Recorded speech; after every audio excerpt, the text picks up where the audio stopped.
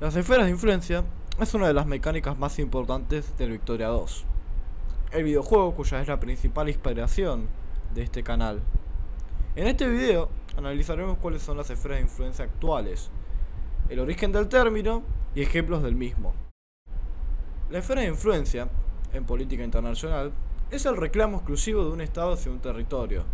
Este término fue popularizado en 1880 por la expansión colonial de las potencias europeas, principalmente en África y Asia.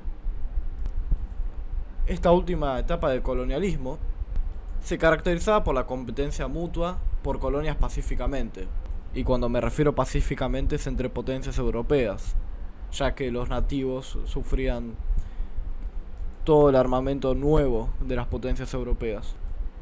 Esta competencia mutua, pacífica, se daba mediante procedimientos acordados. En resumen, es una herramienta geopolítica de estados imperialistas para tener control indirecto o directo sobre un territorio.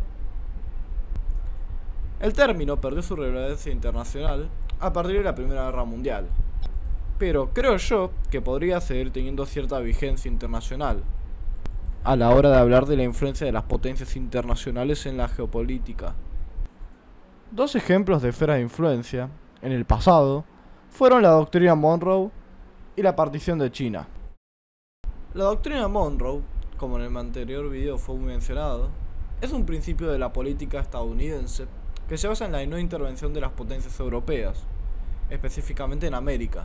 Se deriva de la cita de James Monroe, América para los americanos, la cual fue muy vaga, ya que el gentilicio americano es y fue utilizado frecuentemente como sinónimo de estadounidense en inglés. Esto le da una justificación a la hora de expandirse alrededor de América. El gobierno americano fue neutral por muchísimo tiempo en los conflictos externos, ya que los padres fundadores se basaban en la neutralidad como una de sus ideas centrales, en la Constitución estadounidense. Esta doctrina fue realmente ejecutada por primera vez en la guerra contra México. En las independencias latinoamericanas, por ejemplo, Estados Unidos no dio ningún tipo de apoyo. Contrario al mito popular, a este país poco le importaba lo que pasaba en el resto de América. No es después de que estos países ganen las guerras de independencia que el mismo declara su apoyo a las mismas. Otro ejemplo de ello es cuando Haití gana su independencia, y el mismo Estados Unidos lo condena y no reconoce esa independencia, ya que esto podría motivar a sus propios esclavos a rebelarse. Hay casos, en el periodo entre la independencia de Texas y la guerra civil, de inmigración estadounidense en diferentes territorios para expandir la esclavitud, como una institución fuerte. Dos claros ejemplos de esta doctrina Monroe fueron Centroamérica y el Canal de Panamá. Centroamérica tuvo su independencia en el siglo XIX, y nada más independizarse, ya comenzó a haber influencia en otros países, principalmente Reino Unido, y posteriormente Estados Unidos. El producto final del imperialismo estadounidense en Centroamérica fue la United Fruit Company. La Compañía de Fruta Unida comenzó en 1897. Realmente antes de su creación ya existía un conjunto de compañías en Centroamérica que se dedicaban a la producción de fruta, principalmente de origen británico y estadounidense. Las mismas construyeron los primeros ferrocarriles en Centroamérica, para luego unificarse bajo la bandera estadounidense. Esta compañía no solo tenía una influencia económica, sino que también política. Poseía una gran cantidad de territorios en Centroamérica, además de la habilidad para sacar líderes del poder. La muerte de Antonio Solana es un ejemplo de ello. Por último, la misma poseía una gran influencia cultural en Centroamérica. Los negros del sur y el Caribe, que era poseído mayormente por británicos en este periodo, migraron masivamente a Centroamérica, producto de la injerencia de Centroamérica por parte de esta compañía. La misma estaba principalmente dominada por hombres anglosajones del norte, pero pese a ello, la compañía funcionaba de una manera segregada, como el sur de Estados Unidos antaño funcionaba.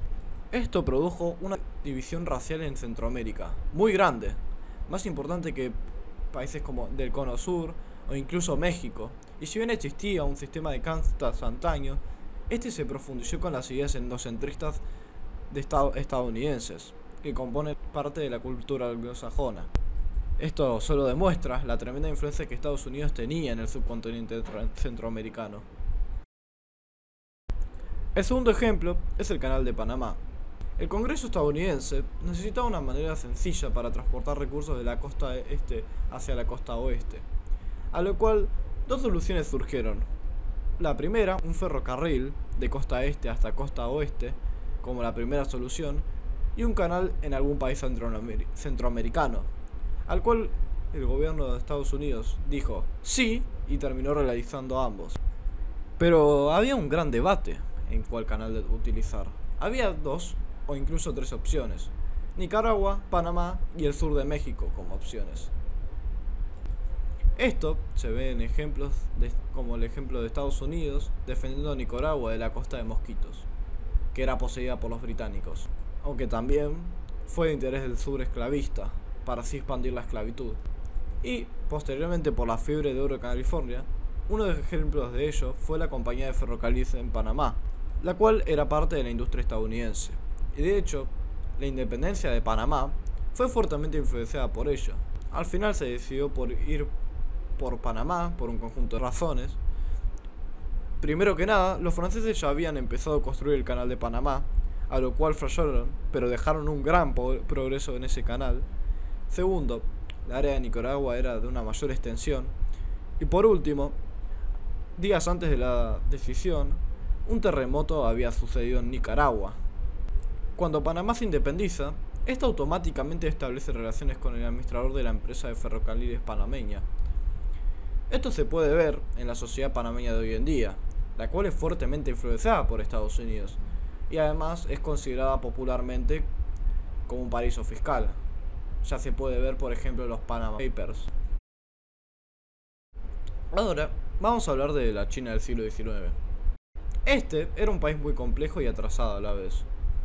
Este país se manejaba de una manera muy feudal, por lo cual padeció de un atraso con respecto con los países occidentales y el mundo árabe hasta cierto punto. La antaño potencia se convirtió en un país pseudo-civilizado, el cual no podía tener ningún tipo de influencia en el mundo fuera del este asiático. Este imperio pasó por numerosas rebeliones, como la rebelión Taiping o la rebelión del Reino Celestial, las cuales causaron un gran conflicto en la población del país. De todos modos, China ha nombrado este siglo como el siglo de la humillación, ya que el Estado chino pasó una relación de señorío con respecto a los estados que ahora son las instituciones occidentales y árabes. Todo comenzó en la Primera Guerra del Opio, el cual fue un conflicto que se dio por el déficit comercial, el cual China causaba a Reino Unido y el mundo occidental en general, ya que este país optó por una política proteccionista en un país feudal. Y esto resultó en los chinos exportando mucho e importando nada. Muchas veces se le llama a la economía de ciertos sectores de China en este periodo penny capitalist, por cómo fue su política comercial interna con respecto a su modelo económico. Luego de muchos conflictos, China comenzó su sometimiento total al mundo occidental / japonés. Y esto se vio en los tratados desiguales que le dieron puertos a los países occidentales y japonés. Y por último, la división de China en esferas de influencia. En este mapa se puede ver cómo se suele dividir las esferas de influencia en este periodo, principalmente dominado por Estados Unidos, Reino Unido, Francia, Alemania, Japón y Rusia, ya que Italia o Austria-Hungría no llegaron al colonialismo de los anteriormente citados. ¿Cuál es la evidencia para que China se considera un país que fue dividido por esferas de influencia occidentales? Bueno, se puede ver en la balanza comercial, por ejemplo. La mayoría de las importaciones eran con Hong Kong, el cual pertenecía al Imperio Británico. Además de esto, de que el único país en el cual se ve superávit comercial es Francia, luego se puede ver la construcción de ferrocarriles. Voy a mencionar unos pocos. El ferrocarril de Kunming-Haiphong, perdón por mi pronunciación mala del chino, el cual fue construido por Francia durante 1904 hasta 1910. El ferrocarril de Singapur a Kunming, construido por Inglaterra y Francia. El ferrocarril de Kowloon a Cantón, el cual fue hecho por los británicos. El ferrocarril de Gyeonggi a Hunan, que fue hecho por los alemanes. El Guinzhou-Shaanxi, que fue construido entre 1900 y 1902 y 1904, que fue hecho por Estados Unidos. El ferrocarril de Manchuria del Sur, que fue hecho por Estados Unidos y Japón. Y por último, el Transiberiano, que fue hecho por Rusia. También se puede ver en los bancos de China, eran principalmente poseídos por europeos. Sin embargo, creo yo que el concepto de la esfera de influencia puede ser utilizado en la actualidad. La exclusividad de tratos no está tan presente como lo estaba antaño, pero creo yo que sigue habiendo esfera de influencia de ciertas potencias. En mi primer video clasifiqué las potencias mundiales según variados indicadores. Ahora haré algo similar con la esfera de influencia. Primero que nada, las bases militares. Básicamente, una base militar da una gran facilidad de un país hacia la intervención de otro, si es que el mismo hace acciones que el país considera inadecuadas. Además de esto, puede ser utilizado como puntos estratégicos para desplegar tropas hacia otros países. Luego está la deuda. La deuda es uno de los elementos más importantes a la hora de ver qué tanta influencia tiene un país sobre otro. Esto pasa incluso en la vida cotidiana. Cuando alguien tiene una deuda con ciertos términos establecidos por el financista, el mismo tiene una gran influencia sobre el deudor, más que nada en sus finanzas, trabajo e incluso en su estilo de vida. Mi país, Argentina, tiene grandes sumas de deuda del FMI, lo cual le da al organismo un poder importante para establecer las políticas monetarias y financieras de mi país. Por último están los compañeros comerciales. Esto no es muy complicado de entender. Hay países que tienen una mayor dependencia a otros vía exportaciones e importaciones.